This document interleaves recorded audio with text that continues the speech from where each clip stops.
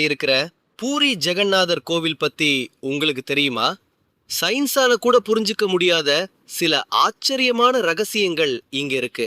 அத பத்தி தான் இப்போ பார்க்க போறோம். முழு முதற் கடவுள் ஸ்ரீ கிருஷ்ணர், அவரோட இதயம் இன்னமும் துடிச்சிட்டு இருக்குன்னு சொன்னா நம்புவீங்களா?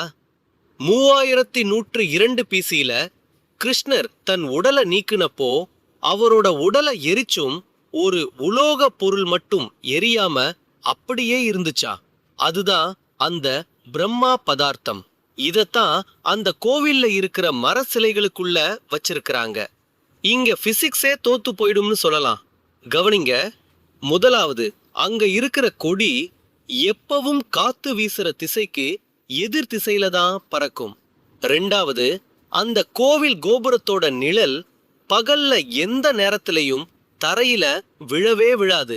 அது மட்டும் இல்ல, அந்த கோபுரத்துக்கு மேல பறவைகள் பறக்காது. ஏன், பிளேன் கூட அந்த பக்கம் போகாதுன்னு சொல்றாங்க. பிரசாதம் சமைக்கிற விதம் இன்னும் ஆச்சரியம். 7 மண்பானைகளை ஒண்ணு மேல ஒண்ணு அடுக்கி வச்சு சமைப்பாங்க. ஆனா நெருப்புக்கு பக்கத்துல இருக்கிற அடிப்பானை முதல்ல வேகாம உச்சத்துல இருக்கிற அந்த மேலப்பானை தான் முதல்ல வேகும். இது எப்படின்னு இப்ப வரை யாருக்குமே தெரியல. 12 வருஷத்துக்கு ஒரு வாட்டி அந்த சிலைகளை மாத்துவாங்க. நபகலேபரா அப்படின்னு சொல்ற அந்த நேரத்துல ஊரே இருட்டுல இருக்கும்.